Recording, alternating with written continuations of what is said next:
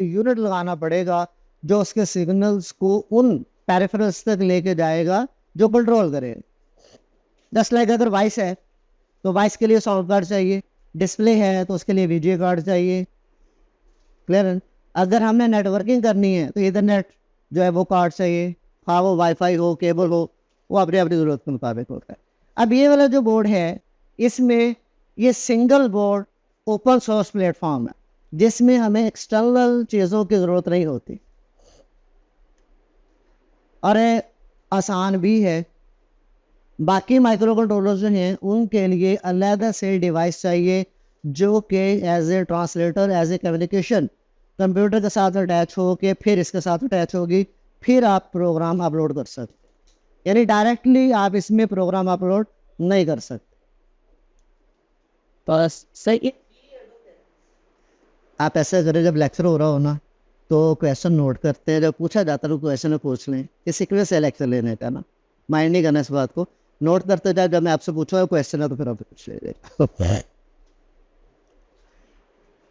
अब जो pick micro controller है, एमसीएस माइक्रो कंट्रोलर्स हैं, नोड्स हैं, उनमें अलहदा से प्रोग्रामर डिवाइस चाहिए जो कंप्यूटर से डाटा लेके उसको उस लैंग्वेज में कन्वर्ट करेगा, उन सिग्नल्स में कन्वर्ट करेगा जो पिक माइक्रो कंट्रोलर और दूसरे कंट्रोलर्स हैं उनके साथ उसको कंपाइल कर सके।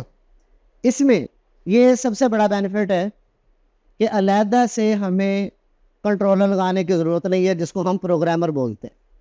Just single cable, USB cable यानी यूनिवर्सल सीरियल बस केबल जो है, उस केबल को आप लैपटॉप, मोबाइल या कंप्यूटर किसी भी सोर्स के साथ अटैच करके तो डायरेक्ट बोर्ड के साथ कनेक्ट करें और जो प्रोग्राम है वो अपलोड कर दें। इस वजह से ये सबसे ज़्यादा आसान है।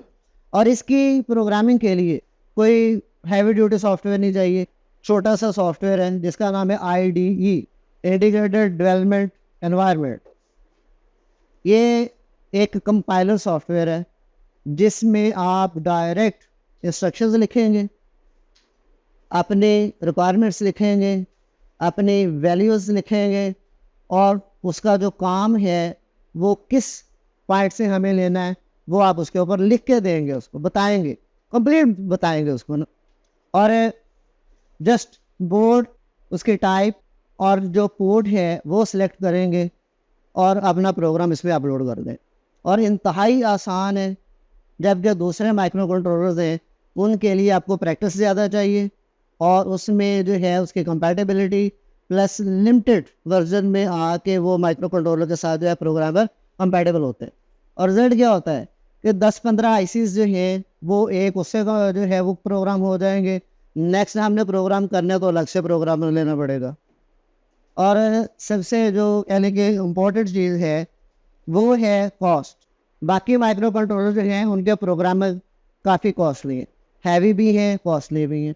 और एक अगर हम सिंपल सी बात है कि एक नॉर्मल काम करने वाला बंदा जो है वो अफोर्ड नहीं करता। मिनिमम जो प्रोग्रामर्स हैं वो 3.5 से 4 लाख रुपए का एक आता है और लिमिटेड जो कंट्रोलर्स हैं उनको प्रोग्राम करता है। उसके बाद अगर आपने दूसरे प्रोग्राम करने तो अलग से फिर लेना पड़ेगा। इन सारी चीज़ों से ये वाला जो बोर्ड है हमें बचाता है, सेव करता है, आसान है, सस्ता है और ऑपरेट करना भी आसान है। इससे वही बात आ गई कि इसके लिए जो है हमें सेपरेट से प्रोग्रामर लेने की ज़रूरत नहीं है कि कोई सा भी हार्डवेयर जो है इसका प्रोग्रामर वो हम इसके लिए यूज़ नहीं करेंगे। जस्ट सिंगल एक केबल लगाएंगे और अपनी जो रिक्वायरमेंट्स हैं उसको पूरा कर लें। अरे ये सिंप्लीफाई जो सादा सी लैंग्वेज है C++ जिसको बोला जाता है, जो कि C, जावा, पाइथन और जो अदर लैंग्वेजेस हैं उसकी निस्बत ये सबसे ज़्यादा आसान लैंग्वेज है। इसको यूज़ करना भी आसान है, एडिट करना भी आसान है और अपनी बात की वजाहत यानी अपनी जो रिक्वायरमेंट्स है उसको डिफ़ाइन करना भी आसान है। और इतना आसान कि जो आप चाहते हैं सेम वो एज इट इज़ लिख दें। ये नेक्स्ट इसमें जो है इसकी डिटेल में हम जाएंगे कि कैसे लिखना है। तो उसमें जो हम रिक्वायरमेंट्स लेते हैं उसमें कुछ चीज़ें ऐसी हैं जो कांस्टेंट है, मुस्तकिल है, जो हमने चेंज नहीं करनी। मुस्तकिल चीज़ें कांस्टेंट, जो चीज़ें चेंज करनी है वो इंटीजर्स में आ जाएंगी कि हमने वैल्यूज़ लेनी है। इंडिपेंडेंट लेनी है या डिपेंडेंट लेनी है। यानी ये कुछ प्रोग्राम्स ऐसे हैं कि जिसमें हम वो प्रोग्राम इसको दे देते हैं और वो जब पावर ऑन करते हैं कंटिन्यूसली टिल पावर ऑफ वो एक ही काम मुसलसल करता चला जाता है। अगर हम सेंसर बेस्ड या इनपुट बेस्ड कोई सा भी काम लेना चाहें तो उसके लिए हम अपनी रिक्वायरमेंट्स के मुताबिक जो एनर्जी कन्वर्टर्स हैं, एनर्जी कन्वर्टर्स जिन्हें सादे लफ्ज़ों में सेंसर्स का नाम दिया जाता है। सेंसर्स बेसिक्स अगर देखा जाए तो जो भी हमारे यूनिवर्स में मुख्तलिफ़ किस्म की एनर्जीज है, तवानाई है, लाइट है, टम्परेचर है, एयर है, ह्यूमिडिटी है, मूवमेंट है, ये सारी चीज़ें जो हैं ये मुख्तलिफ़ कंपोनेंट जो हैं वो उसको सेंस करते हैं। इस वजह से उनको सेंसर्स का नाम दिया जाता है।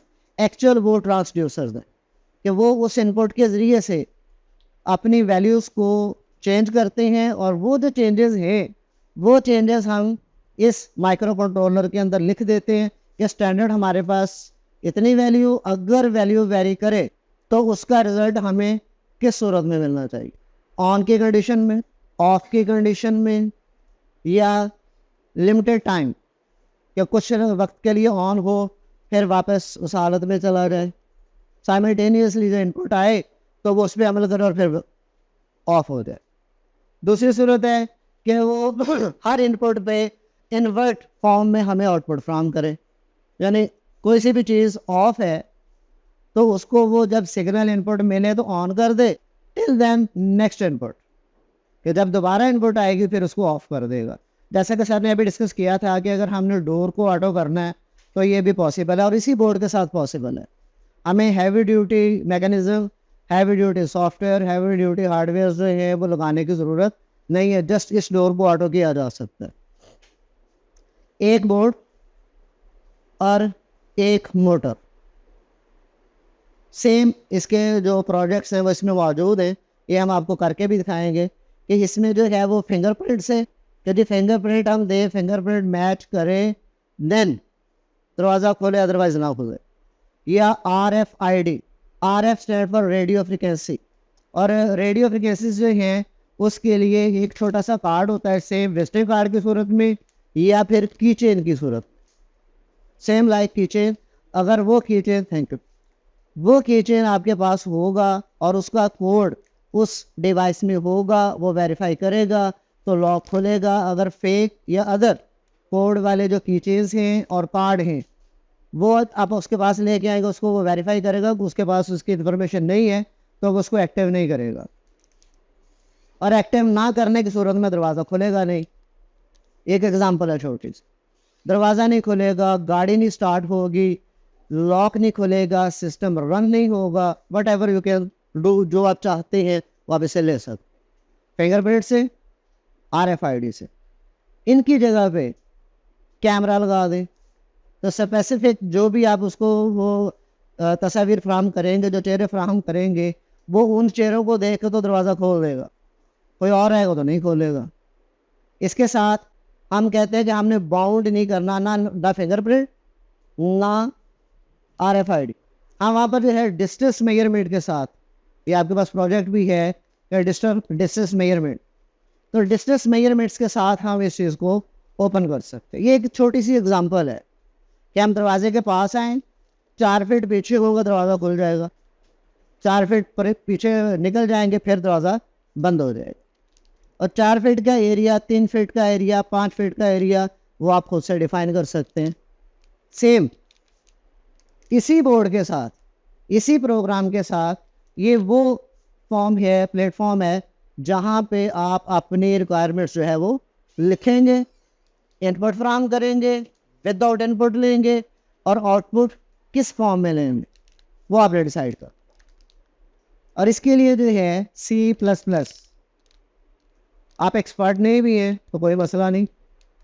आज के दौर में जैसा कि सर ने भी शेयर किया कि ChatGPT जो है एक प्लेटफॉर्म आया है, आप उस पर अपनी रिक्वायरमेंट दें और रिज़ल्ट आपको किस फॉर्म में चाहिए, और उसके पास जितना डाटा है उसमें से वो उसको सर्च करेगा, उसके मुताबिक आपको आउटपुट फ्राहम कर देगा, तो आप प्रोग्रामर नहीं है, डजेंट मैटर, इस बात की टेंशन नहीं लेनी रोजी, मुझे तो C++ आती नहीं है तो मैं कैसे इसको यूज़ करूँ।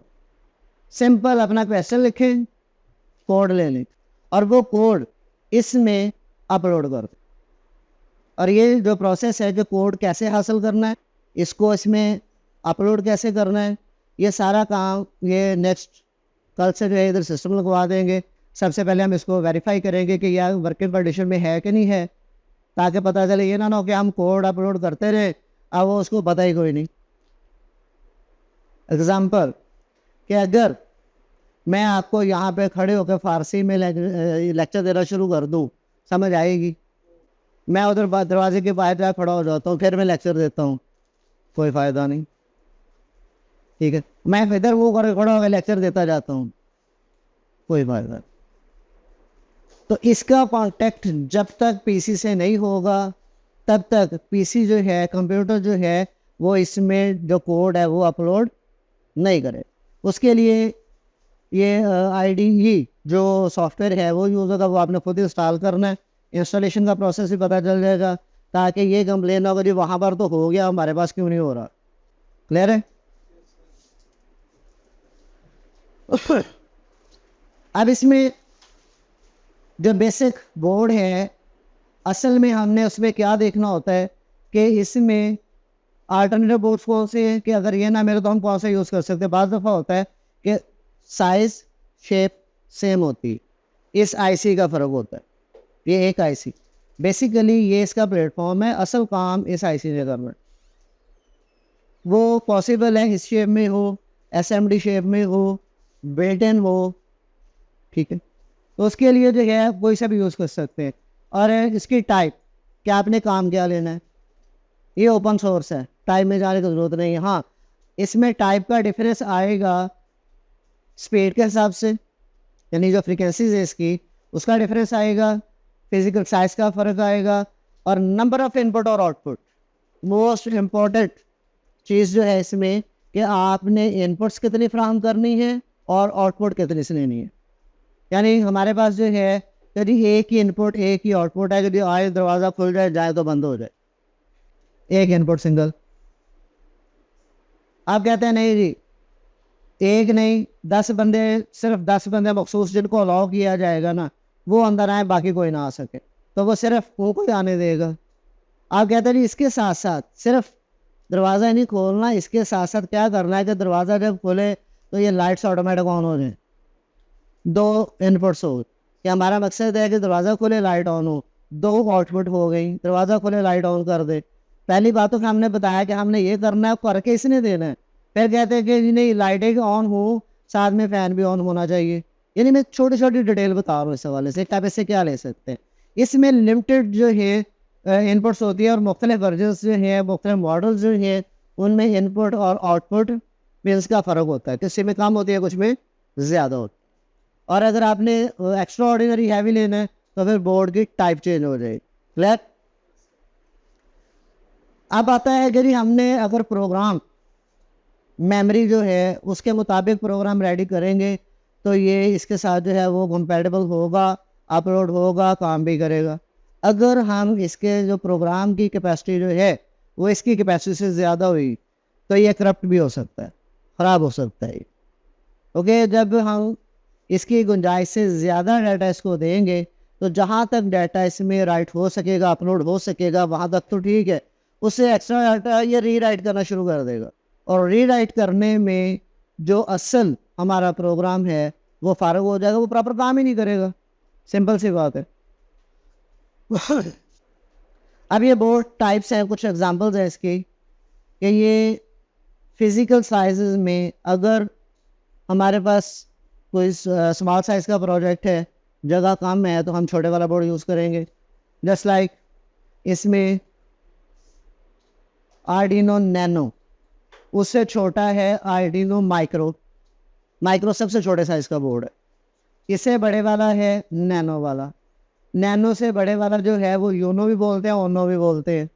ये 2 फॉर्म्स में, एक तो ये वाली हालत है डिप फॉर्म में, यानी आप IC को उतार भी सकते हैं, लगा भी सकते हैं without any external tools, without soldering, without hot air gun. Directly आप ट्वीज़र से, एक छोटे से स्क्रू ड्राइवर से आप इसको इसमें से निकाल सकते हैं, ठीक है। जबकि ये वाला जो है ये हम उतार के इसके ऊपर से जो है इस्तेमाल करेंगे तो, लेकिन एक्सपर्ट होंगे तो कर सकते हैं, अदरवाइज़ ये ख़राब हो जाएगा, क्योंकि इसको जो है इस बोर्ड से उठाने के लिए स्पेशल टूल्स और स्पेशल इंस्ट्रूमेंट्स हैं वो दरकार होंगे। इन दोनों की, बल्कि सब की कैपेसिटी सेम है, कैपेसिटी सेम है, इनपुट आउटपुट्स का फ़र्क है। इसकी इनपुट्स कम है as compare to nano, nano की कम है एज़ कम्पेयर टू ओनो या यूनो कहते हैं, ज़्यादातर ओनो चलता है मार्केट पे इसका। और ये बोर्ड जो है ये मेरे पास पड़ा हुआ है, ये जो आपको दिया गया वो भी यही वाला है। ये ज़्यादा रिलायबल है, ये कम रिलायबल है, यानी इसमें प्रोग्राम 1 2 दफ़ा 3 दफ़ा 4 दफ़ा राइट हो सकता है, उसके बाद आप इसको अगर यूज़ करेंगे तो फिर ये करप्ट भी हो जाएगा, ख़राब हो जाएगा। जबकि ये ज़रा ज़्यादा रिलायबल है। और मज़े की जो बात है सबसे ज़्यादा इसमें वो ये है कि ये पाबंद नहीं है। माइक्रो कंट्रोलर जो आर्डिनो माइक्रो कंट्रोलर पाबंद नहीं है, यानी इसमें ये नहीं है कि आपने एक प्रोग्राम इसको दे दिया बस कहानी ख़त्म, नहीं, आप चाहें तो एक ही बोर्ड लेके एक से ज़्यादा प्रोजेक्ट्स आप रीराइट करके इसके तमाम फीचर्स जो है वो चेंज कर सकते हैं। जस्ट लाइक ये अगर आपके पास सामने जो वर्कबेंच पड़ा हुआ है, अलग अलग टाइटल दिया गया है, अलग अलग प्रोजेक्ट्स हैं, जैसे कि RFID है, अल्ट्रासाउंड जो अपना डिस्टेंस मेजरमेंट है, पल्स ऑक्सीमीटर है, स्पीड डिटेक्टर्स हैं, गैस डिटेक्टर्स हैं, फिंगरप्रिंट स्कैनर्स हैं, सोलर ट्रैकर्स हैं। सारे के सारे प्रोजेक्ट आप इस एक बोर्ड पे तैयार कर सकते हैं। इस एक बोर्ड के साथ सारे प्रोजेक्ट बारी बारी एट अ टाइम नहीं होंगे, बारी बारी। आप इसमें एक प्रोजेक्ट तैयार किया, आप चाहते हैं कि नहीं ये मैंने ये नहीं करना, आप उसको ख़त्म करें, दूसरा इसमें अपलोड कर दें, वो नहीं करना तीसरा कर दें, चौथा कर दें, और इसमें ये इनकार नहीं करेगा। और इसका फ़ायदा ये वाली जो IC लगी हुई है, आप चाहते हैं कि ये वाला बोर्ड मैंने लगा कर नहीं देना, किसी को पता ना चले कि क्या लगाया हुआ है। जैसा कि मार्केट में अक्सर हम डिवाइसेस लेते हैं, जस्ट लाइक UPS ले लें, इन्वर्टर्स ले लें, या कोई और इस तरह के जो EC के सर्किट्स हैं वो ले लें, तो IC के ऊपर से नंबर साफ़ किया हुआ होता है, शायद आपके नज़रों से गुजरा हो, वो कंपनी वाले नहीं करते, जो लोकल टेक्नीशियंस हैं वो करते हैं, यदि हमारा सर्किट कॉपी ना हो जाए। लेकिन ये गलत फहमी है, हमेशा नॉलेज जो है तकसीम करने से बढ़ता है, कब नहीं होता, सिंपल सी बात, ठीक है। अरे नहीं देंगे ना, अगर आपको ये पता है ना कि ये क्या काम कर सकता है तो ठीक है, ना बताए, आप अपना प्रोग्राम राइट करें, उस IC में अपलोड करें, काम ले लें। इस IC को इसमें से उतार के अलहदा से पूरा सर्किट डिज़ाइन करके ये IC उसमें लगा दें और उसको ऑपरेशनल कर दें, फिर भी चल जाएगा, इनकार नहीं करेगा ये। क्लियर? अगर हम महसूस करें कि ये इसमें जो ऑप्शंस हैं वो कम है, या वो ऑप्शन जो हमें चाहिए वो इसमें नहीं है, जो काम हम इससे लेना चाहते हैं उससे मुतल्लिका इसमें आउटपुट पिन्स या इनपुट पिन्स नहीं है, तो फिर क्या करें?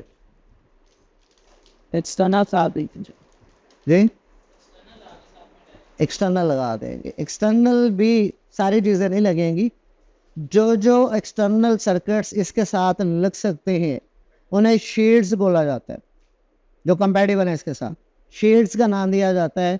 जो इसके साथ कंपाइल हो के इसके साथ लगा के तो हम उससे मुतल्लिका, ये डायरेक्ट काम नहीं करेगा, वो अलहदा शील्ड है, वो डायरेक्ट काम नहीं करेगी, दोनों को इकट्ठा करेंगे, काम ये करेगा, इंस्ट्रक्शंस ये देगा, और उन इंस्ट्रक्शंस को कन्वर्ट जो है वो शील्ड करेगी। यानी वो डायरेक्ट इंस्ट्रक्शन इसमें नहीं है, इसमें जस्ट ये है कि जी ये आउटपुट फ्राहम करेगा यस 1 और नहीं फ्राहम करेगा नो 0, दो ही काम है इसके पास।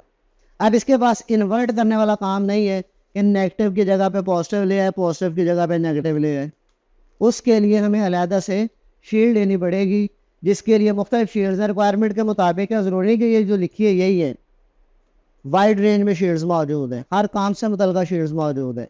ये सिर्फ एग्जांपल दी गई है कि अगर आपने इस बोर्ड से घर का सिक्योरिटी सिस्टम बनाना है, ये एग्जांपल है GSM शील्ड की।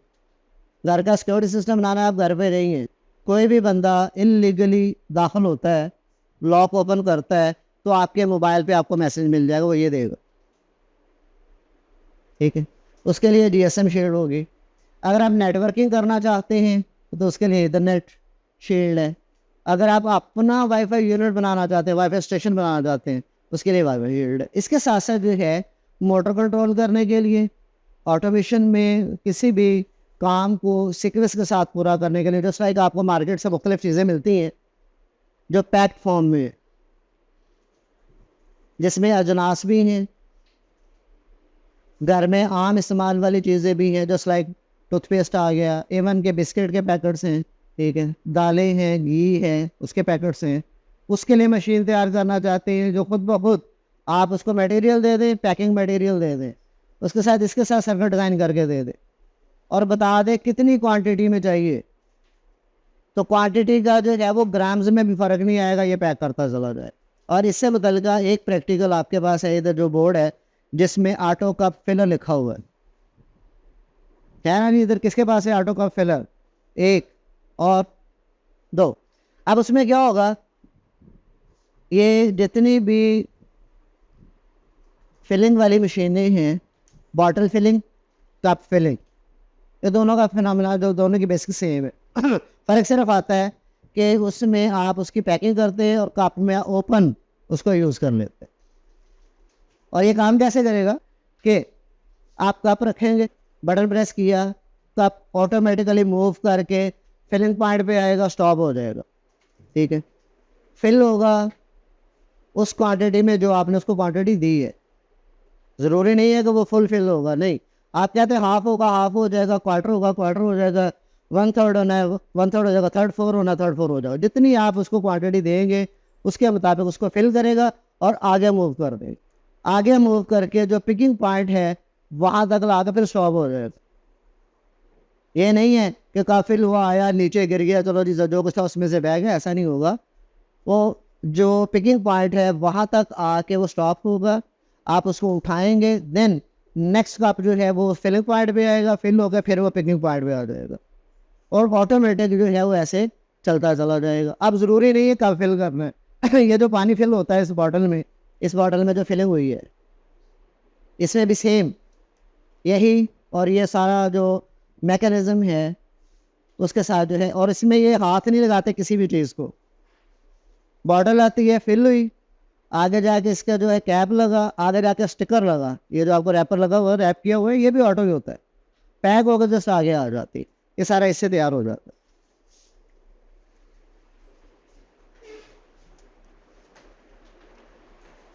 अब ये DSM शील्ड, उसकी फ़िज़िकल शेप आपको यहाँ पर नज़र आ रही है कि इसमें जो नेटवर्किंग है मोबाइल के हवाले से, आप उसको जो है इसमें कनेक्ट कर सकते हैं। ये अगर केबल के साथ आपने नेटवर्किंग करनी है वो इसके साथ हो सकती है, और ये वाईफाई शील्ड है, ये इसके साथ हो सकती है। अब आप चाहते हैं कि जो काम हो रहा है वो काम हमें नज़र भी आना चाहिए, बताए हमें कि ये कर क्या रहा है, ब्लाइंड तो नहीं है। जस्ट लाइक कि हम टेम्परेचर देखना चाहते हैं तो हाथ लगा के पता तो चल जाता है कि टेम्परेचर का डिफरेंस है, कितना डिफरेंस है, एक्चुअल वैल्यू क्या है। उसके लिए डिस्प्ले के लिए हम ये LCD यूज़ करते हैं इसके साथ, और वो भी इसी के साथ है, एक्सटर्नल नहीं है। मैकेनिकल ऑपरेट करवाना है तो उसके लिए मोटर यूज़ कर लेते हैं, जिसमें सिंपल DC मोटर और सर्वो मोटर, ये दोनों ही हैं। सिंपल DC मोटर से जो है उसकी रोटेशन रुकेगी नहीं टिल देन आप उसको इनपुट ना दे दें या उसके इनपुट को कंट्रोल ना कर दें। सर्वो मोटर जो है वो सिग्नल्स पे बेस करेगी कि कितने डिग्री पे उसने मूव करना है, वो डिग्रीज ये बताएगा। अब इसमें इस बोर्ड की जो स्पेसिफिकेशन है वो स्पेशली इसको हम डिस्कस कर रहे हैं, इसी के साथ आपने प्रोजेक्ट रेडी करना है तो कम से कम इसकी कंप्लीट आइडेंटिफिकेशन आपके पास होनी चाहिए कि ये क्या है और हमने इसको क्या देना है। उसके लिए इसमें जो यूज़ होने वाली IC है वो ATmega 382, ये माइक्रो कंट्रोलर है, ये वाली जो IC इसके अंदर लगी हुई है, ATmega सीरीज़। पिक सीरीज़ नहीं है, ठीक है। ये इसके ऊपर नंबर लिखा हुआ है, अगर आप इसको खोल के ये अभी नहीं देखना तो मेरी बातों को समझें, प्रैक्टिकल के लिए हमारे पास 2 दिन और हैं।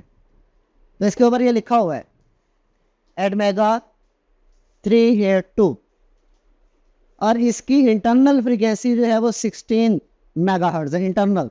इसके अंदर एक क्रिस्टल लगा हुआ है जो मेटल का है, ये वाला छोटा सा मेटल फॉर्म में। एक्चुअली ये फ्रीक्वेंसी जनरेटर है। जब इसको ऑन करते हैं तो इसके इंटरनल ये क्लॉक पल्स चलती है जो 16 मेगाहर्ट्ज़ पर मुश्तमिल है। जस्ट लाइक हम लोग ह्यूमन बीइंग के तौर पर अगर हम अपनी पल्स पे हाथ रखें, नब्ज़ पे हाथ रखें, हमारी हार्ट बीट जो है वो 72 पर मिनट है, वो हमारी फ्रिक्वेंसी है 72 पर मिनट।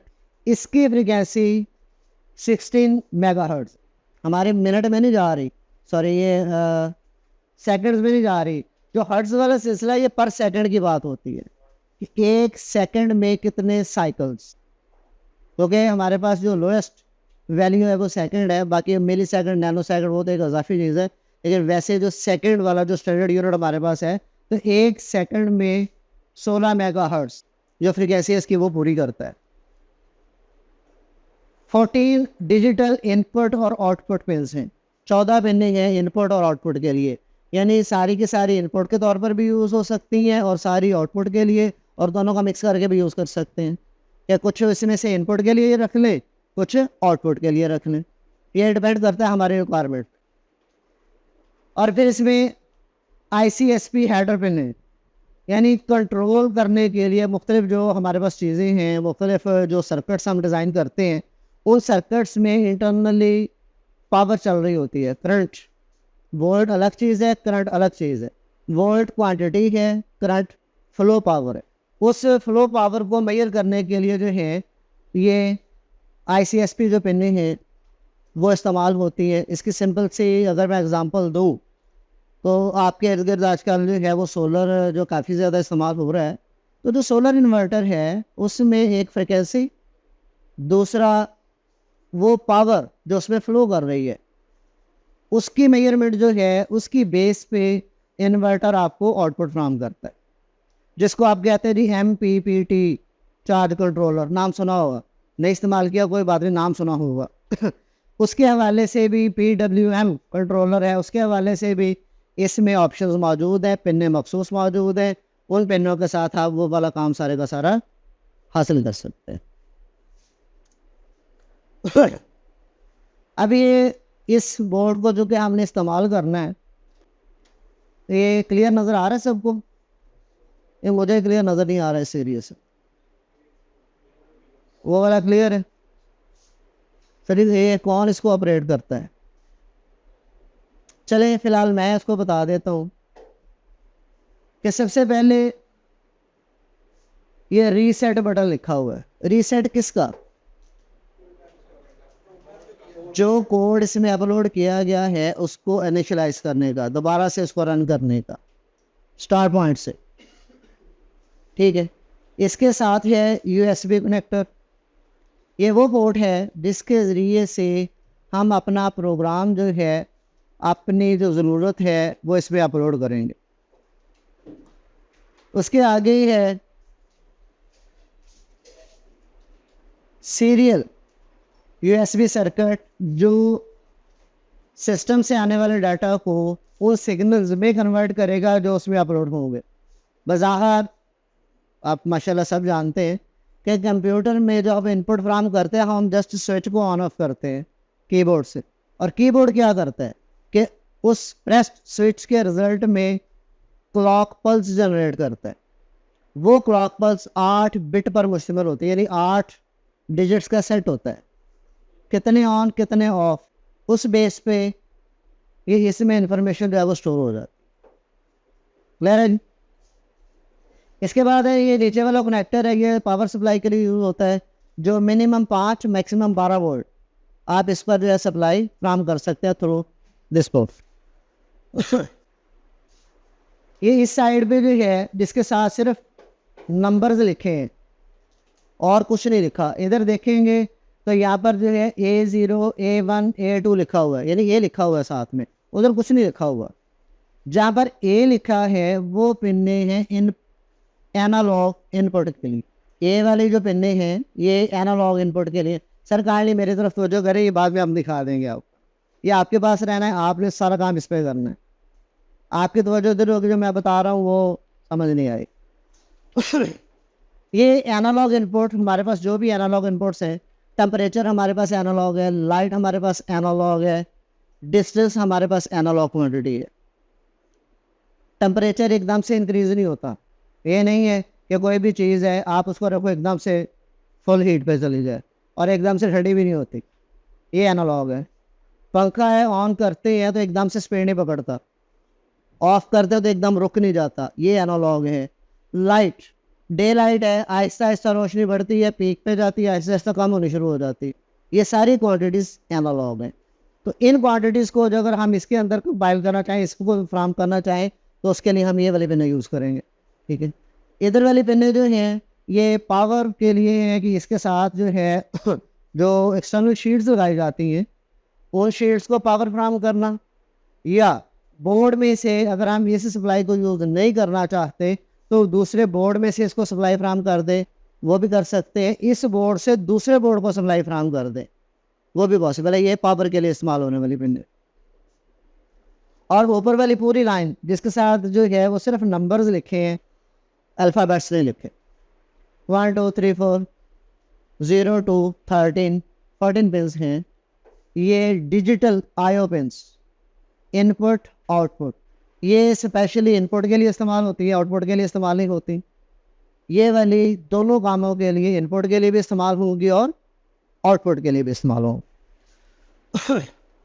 अरे ये वाला जो है ये मेन इसके माइक्रो कंट्रोलर बताया गया है, और इसमें ये इस MCU प्रोग्रामिंग, बहुत सारे जो शील्ड्स हैं जिनमें एनालाइज करना ज़रूरी होता है, उसके लिए हम इन पेनों का इस्तेमाल करते हैं। ये खुद से वो जो शील्ड लगाई जाती है वो एनालाइज करती है कि जो इनपुट फ्राहम की गई है उसमें से उसने किस वैल्यू को डिटेक्ट करना है।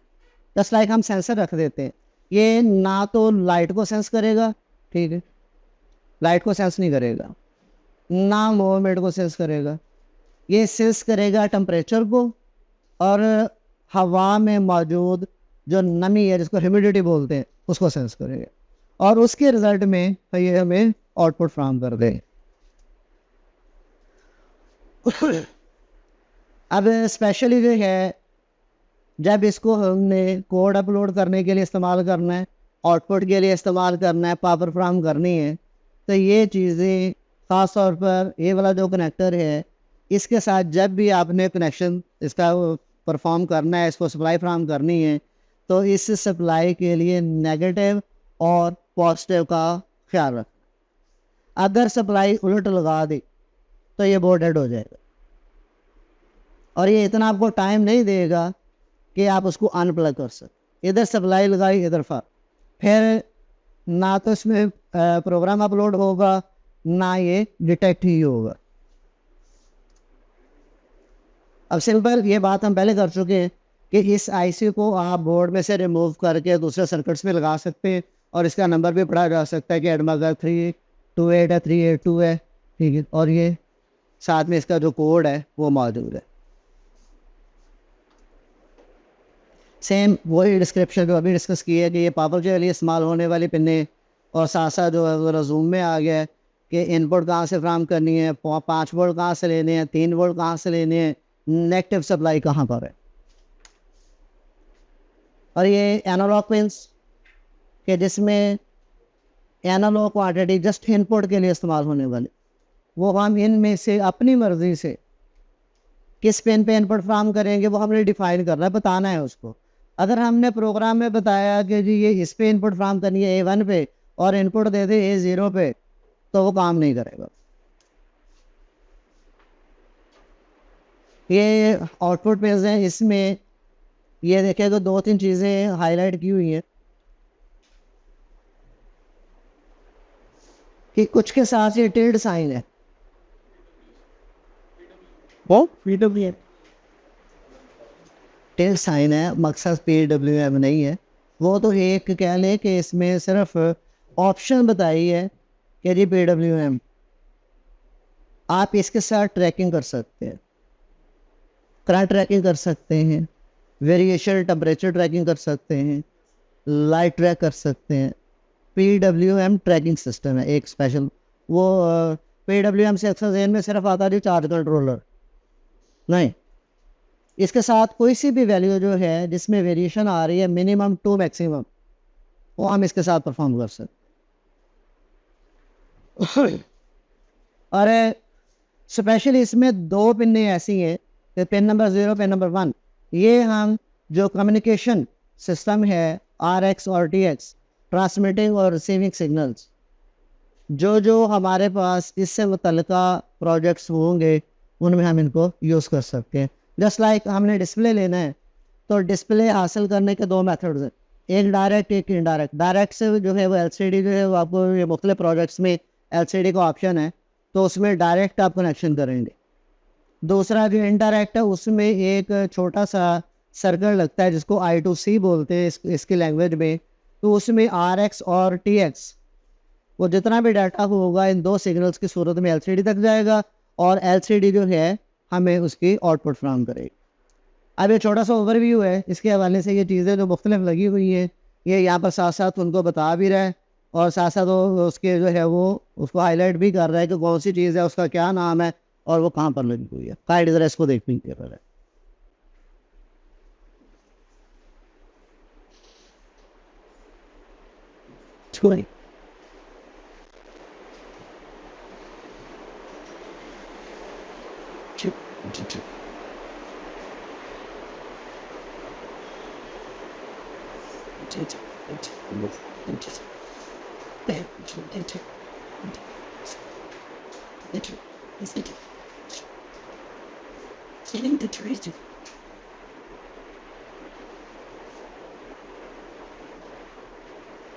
ये RX TX जब सिग्नल ट्रांसमिट होगा तो इंडिकेशन भी आएगी साथ साथ।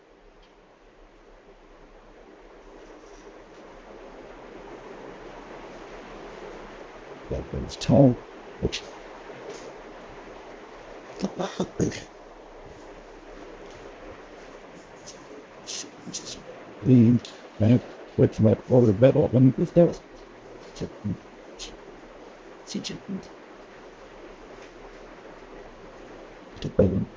क्लियर है यहाँ तक?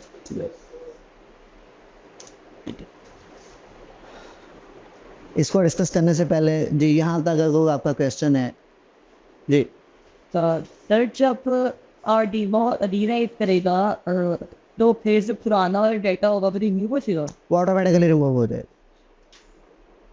स्पेशली इसको फॉर्मेट करने की ज़रूरत नहीं है। जैसा कि हम USB अगर उसमें डाटा कॉपी करते हैं पहले फॉर्मेट करते हैं फिर कॉपी करते हैं, ड्राइव है कार्ड है उसको फॉर्मेट करके करते हैं, तो इसमें वो ऑटोमेटिकली एक मिनट सर उसका क्वेश्चन सॉरी, वो ऑटोमेटिकली पहले उसको अरेज करेगा, आपसे पूछेगा नहीं, कमा नहीं लेगा, क्योंकि उसे पता है उसकी मेमोरी कितनी है कि पहले वाला प्रोग्राम अरेज किए बगैर दूसरा अपलोड करेगा तो वो उसको करप्ट कर देगा। इस वजह से पहले वो क्लियर करता है फिर अपलोड करता है जी। क्वेश्चन ये है कि फिर उसके ऊपर रीसेट तो बताना रिस्टार्ट करते हैं, सिर्फ जो इंस्टॉल्ड प्रोग्राम है उसको रिस्टार्ट करने के लिए, ना कि इस बोर्ड को रीसेट करने के लिए।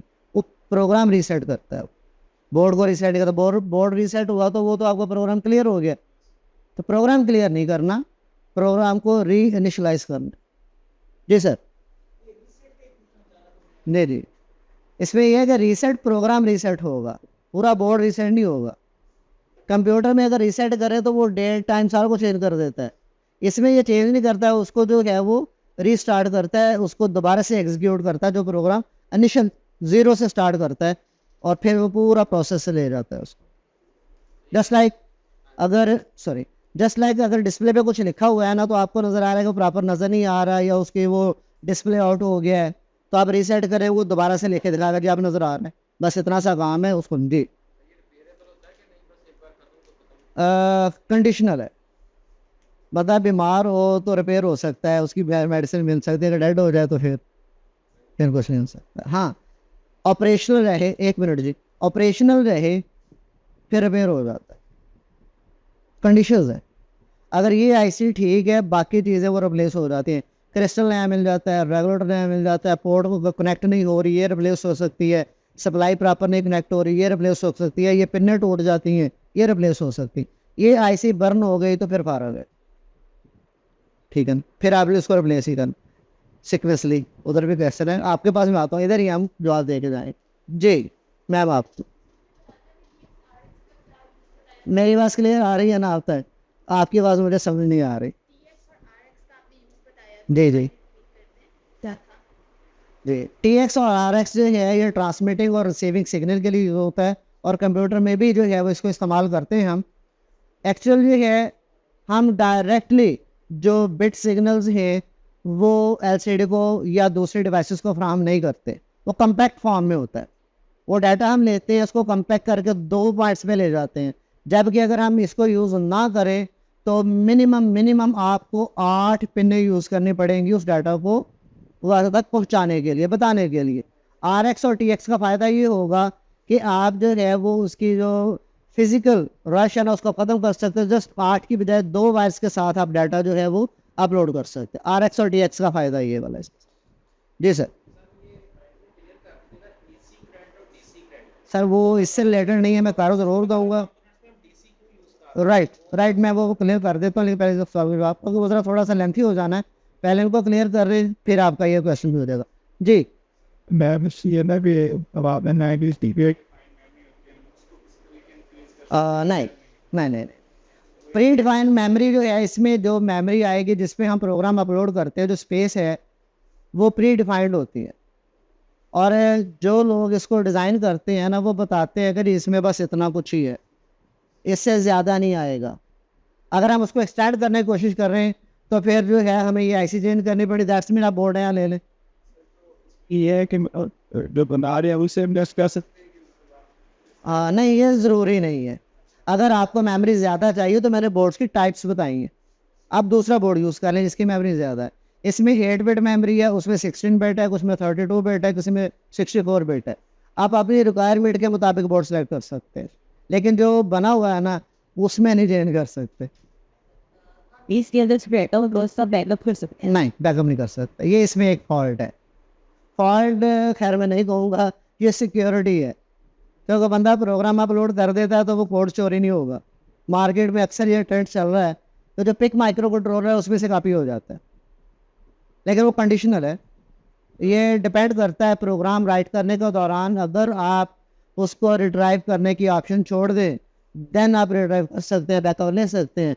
अगर आप उसको लॉक कर देते हैं तो फिर आप खुद भी बैकअप नहीं ले सकेंगे, क्योंकि इसमें एक छोटा सा फ्यूज़ होता है जो एनेबल करता है प्रोग्राम अपलोड और डाउनलोड करने के। अगर उसको आप ओपन कर देंगे ना, अपलोड हो गया फिर आप भी कुछ नहीं कर पाएंगे, वो ऑप्शन होता है। जी जी easy Arduino हम सर एक Arduino के साथ निकालेंगे, SD की Arduino से डिफरेंस होता है। तो इसमें हमें तुम रीसेट करना चाहेंगे पहले ये बहुत प्रोजेक्ट ये प्रोग्राम वर्जन दूसरे तक तो जैसे करेंगे एक वक्त में एक प्रोडक्ट, रीसेट करेंगे तो आपका वही प्रोग्राम जो है हमारे वही जो ऑलरेडी आपने इसमें अपलोड किया है वही री एग्जीक्यूट होगा, तो फिर पहले वाला क्लियर हो जाएगा, पहले वाला क्लियर हो जाएगा। ये ज़रा सवाल सुन लें कि जी अगर एक प्रोग्राम पहले आपने इसमें अपलोड किया, वो अपलोड करने के बाद आपने दूसरा प्रोग्राम अपलोड किया, तो रीसेट करने पे पहला प्रोग्राम चलेगा कि करंट चलेगा? करंट प्रोग्राम चलेगा। जो पहले क्लियर हो गया वो हो गया फिनिश, उसका कोई ताल्लुक नहीं रहेगा। जो करंट उसके पास डाटा है वो उसको री एग्जीक्यूट करेगा, दोबारा से उसको चलाएगा शुरू से, जैसे आप कंप्यूटर रिस्टार्ट करते हैं सेम उस फॉर्म। जी कंप्यूटर नहीं पे आप इसमें एक से ज़्यादा प्रोग्राम एक टाइम पे यूज़ नहीं कर सकते। नहीं, ये लिमिटेड एक्सेस के साथ होता है क्योंकि मेमोरी कम है ना इसमें, चलो अगर हम मेमोरी पार्ट यूज़ करें इसमें एक्सटेंड करने के लिए तो प्रोग्राम एक ही चलेगा। मैं आपसे कहूँ आप ये प्रोजेक्ट बना दें और साथ में चाय भी बनाए तो बना सकते हैं, चाय बना कर छोड़ के आ गया तो वो फाइल हो जाएगी। बस नेक्स्ट स्टेप में क्या होगा, नेगेटिव इधर आ जाएगा, पॉजिटिव इधर आ जाएगा 2, फिर ये रिपीट होगा। और ये इसी तरह रिपीट होता चला जाएगा कि एक दफ़ा पॉजिटिव इधर नेगेटिव इधर, अगले स्टेप में नेगेटिव उधर पॉजिटिव इधर, और ये सीक्वेंस चेंज नहीं होगा। पॉजिटिव के बाद नेगेटिव, नेगेटिव के बाद पॉजिटिव, पॉजिटिव के बाद नेगेटिव, कंटिन्यूसली चलता चला जाएगा। अल्टरनेट, पॉजिटिव को अल्टरनेट नेगेटिव, नेगेटिव को अल्टरनेट पॉजिटिव। क्लियर है जी? अब दोनों पॉइंट्स पे जो चार्जेस हैं वो इस अंदाज में जंप करके चल रहे हैं, पॉजिटिव नेगेटिव पॉजिटिव नेगेटिव, और आप ये डिफाइन नहीं कर सकते, चेक नहीं कर सकते कि पॉजिटिव कौन से वाला है और नेगेटिव कौन से वाला है। ये इतना रैपिडली अपनी पोजीशन चेंज करता है। कितना रैपिडली? 50 टाइम्स पर सेकंड ये चेंज होता है। 50 टाइम्स पर सेकंड, यानी एक सेकंड में 50 दफ़ा ये अपनी जगह तब्दील करता है जी। Yeah, the community ball has been on politics. So, Steve, what do you community that? इस वक्त जो है ना, इस वक्त मौजूदा कंडीशन में जब फ्लो नहीं हो रहा होगा, आपने स्विच उतारा हुआ है, जस्ट सॉकेट के 2 पॉइंट हैं, तो एक तार जो है वो आपको नुकसान देगी, दूसरे नुकसान नहीं देगी, क्योंकि उस तार पे आप खड़े हैं। जिस तार पे आप खड़े हैं वो आपको कुछ नहीं कहेगी, वो आप उसका पार्ट है, वो कुछ नहीं कहेगी। जिसका पार्ट है कुछ नहीं आएगी, वो ठंडी है आपके लिए। जो आपको धक्का दे वो गर्म है, जिससे करंट लगे वो गर्म है। जो न्यूट्रल वायर है वो बेसिकली सेम लाइक अर्थ, जैसे ज़मीन है ना ऐसे ही है, हम उसके ऊपर खड़े हैं, वो हमें कुछ नहीं कहेगी।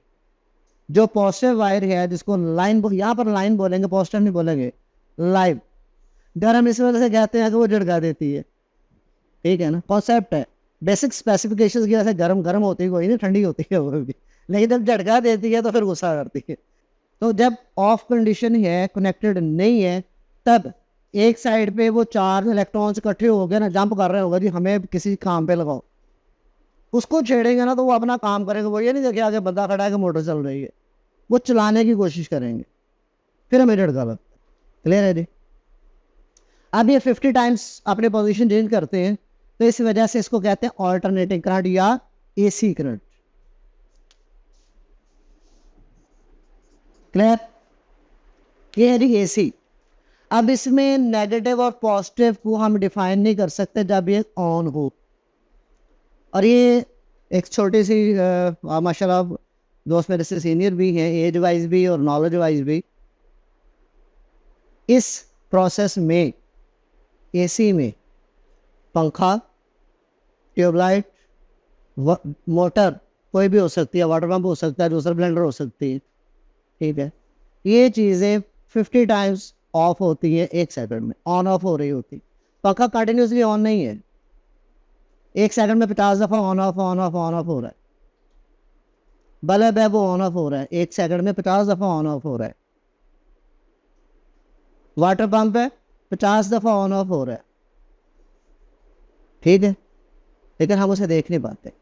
अब वो ऑन ऑफ क्यों हो रहा है? तो उसमें तो पोलैरिटी है ही नहीं। वो जैसे जैसे ये अपनी जगह चेंज करते हैं ना, जब ये, तो ये जगह चेंज करने के दौरान यहाँ पर सप्लाई है, यहाँ पर ज़ीरो सप्लाई हो गई, चीज़ बंद हो गई, फिर चल गई, फिर बंद हो गई, फिर चल गई, फिर बंद हो गई, फिर चल गई। इस कंडीशन में होता है। जैसे जैसे ये दोनों बराबर आते हैं ना, तो चीज़ें बंद हो जाती हैं। सप्लाई में एक मिनट से आप सवाल नोट कर ले, बोलना जाए। इसमें जो है हम स्पेसिफाई नहीं कर सकते कि पॉजिटिव पॉइंट कौन सा, नेगेटिव कौन सा।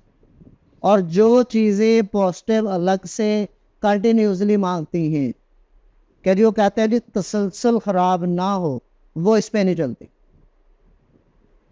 जो चीज़ें तसलसल मांगती हैं ना, वो इस पर नहीं चलती। जस्ट लाइक आपका मोबाइल है, वो कहता है जी पॉजिटिव मिल रहा है तो नैनो सेकंड में भी सप्लाई कट नहीं होनी चाहिए, जबकि ये बंद हो रही है। ठीक है, मोबाइल नहीं चलेगा इस पर। आपका ये जो बोर्ड है, इसने पूरी तवज्जो से काम करना है।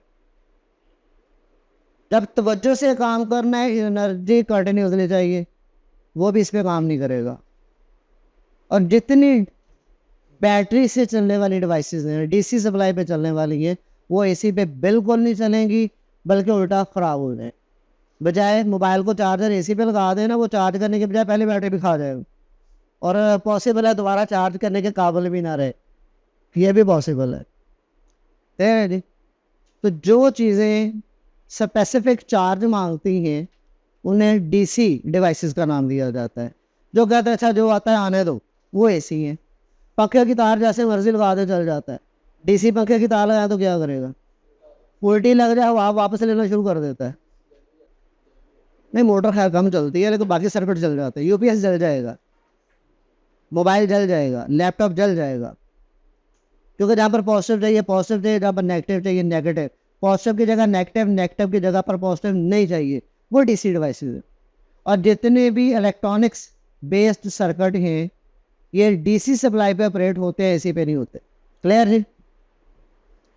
लैपटॉप, मोबाइल, आपका ये Arduino board, micro controller based जितने भी हैं, इन्वर्टर आ गया, एलसीडी एलईडी आ गया, कंप्यूटर आ गया, ये डीसी डिवाइसेस पे ऑपरेट होते हैं। हम देते एसी हैं लेकिन साथ ही उनको पहले डीसी में कन्वर्ट करते हैं फिर आगे उसको भेज। क्लियर जी? Any other question? सर आप पूछ रहे थे सेटिंग में सीधी गाड़ी बस यही रहते हैं जी। 50 हर्ट्ज कुछ दिन पहले फिर हुआ था तो ब्लैक आउट हो गया। मैंने बताया था फ्रेंसी कम हो रही है, तो क्या चक्कर? सर बात ये है कि इसका प्रैक्टिकल तो मुमकिन है लेकिन टाइम मेरा ख्याल है कि लिमिटेड है, 2 दिन हमारे पास हैं। अगर मैं आपसे कहूँ कि आपने गिन के 10 कदम ये बॉटल लेनी है, ये वाली सॉरी खाली है भरी, मैं आपको एक कप दे देता हूँ ग्लास, उसमें पानी डालना है, उसको हाथ पे रख लेना है ऐसे करके, मैं कहता हूँ आपने वहाँ से लेके यहाँ तक आना है, पानी गिरेगा? गिरेगा इसमें से?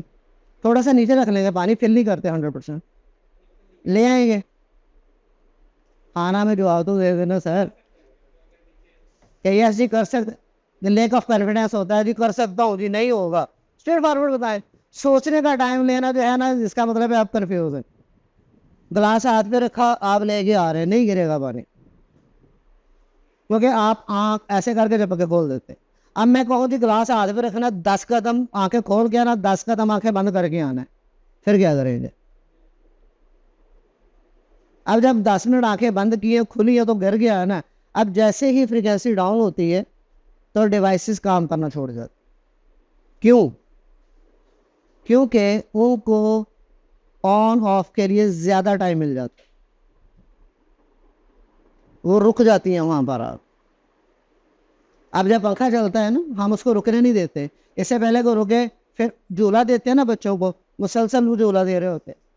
अब एक दफ़ा झूला दे के आप चले जाए इधर, तो अच्छे तरीके से चक्कर लगा के तब तक तो झूला रुक जाना है। जब फ्रिक्वेंसी डाउन होती है तो चीज़ें काम करना छोड़ जाती हैं। अगर खुदा न खास्ता फ्रिक्वेंसी बढ़ जाए तो फिर चीज़ें ब्लास्ट हो जाती है, वोल्ट पूरे, फिर ये जो आपकी लाइटें ये ब्लास्ट हो जाएंगी, एनर्जी सेवर लगा ब्लास्ट हो जाएगा, जो जो चीज़ें लगी होंगी ना तो वो ब्लास्ट हो जाएंगी ज़्यादा फ्रिक्वेंसी की वजह से। इसमें से बस एनी फीचर ज़्यादा कौन सा है, इसी बैंड या इस? सर जी अगर इंसानों को देखा जाए ना तो फिर एसी फ़ायदेमंद है, हाथ लग जाए छोड़ देता है। सर हाथ लग जाए छोड़ देता है, अगर डीसी को हाथ लग जाए तो बंदे को छोड़ता नहीं है। सर डीसी की चीज़ें ख़राब होती हैं जी। और इसी की बात बताइए डीसी रेसिवर। अच्छा, अब वो जो डीसी डिवाइसेस ख़राब हो जाती है क्यों? क्योंकि उन्हें रेस्ट नहीं मिलती, मुसलसल चल रही है ना, रेस्ट नहीं मिलती। एक ओवर टेम्परेचर होती है, 2 ओवरलोड होती हैं, 3 और ओवर कैपेसिटी सिग्नल उसको मिल जाए इंटरप्शन की वजह से तभी खराब हो रहा है। कंडीशन है ना जी। एसी को वो चार्जर का जो है ना 4 स्टेप है उसके, पहले एसी को हाई वोल्ट डीसी में, फिर उस हाई वोल्ट डीसी को लो वोल्ट एसी में, फिर उसको लो वोल्ट एसी में तब्दील करता है, 4 स्टेप्स में करता है वो। तो ये अपनी लाइफ में ये टाइम देखिएगा सर ये मेरी खराब जी। एक ये आपको बराबर बता नेरोस की चीज़ें अक्सर उसकी रीज़न मैं आपको बताऊंगा जो खराब होते हैं। अभी क्लियर करना है नेक्स्ट में जी। सर जी अच्छा जी, अभी देखिए यूपीएस में अक्सर चीज़ें जो हैं वो ख़राब होती हैं। यूपीएस कौन से वाला है पहले तो ये डिफाइन करना पड़ेगा, लोकल है किसी कंपनी का है? कौन से वाला है जी? इनवेक्स।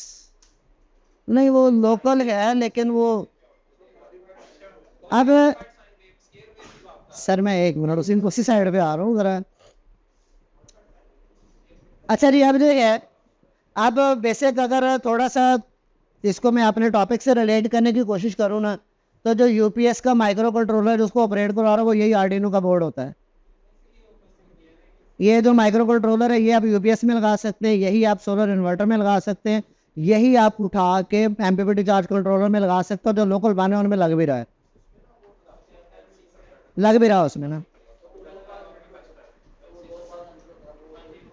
अब बातें शुरू हो गई, लगता है इंटरेस्ट कम हो गया, फिर ना कर ले सत्यान साहब, लगता है इंटरेस्ट कम हो गया, बातें जो है ना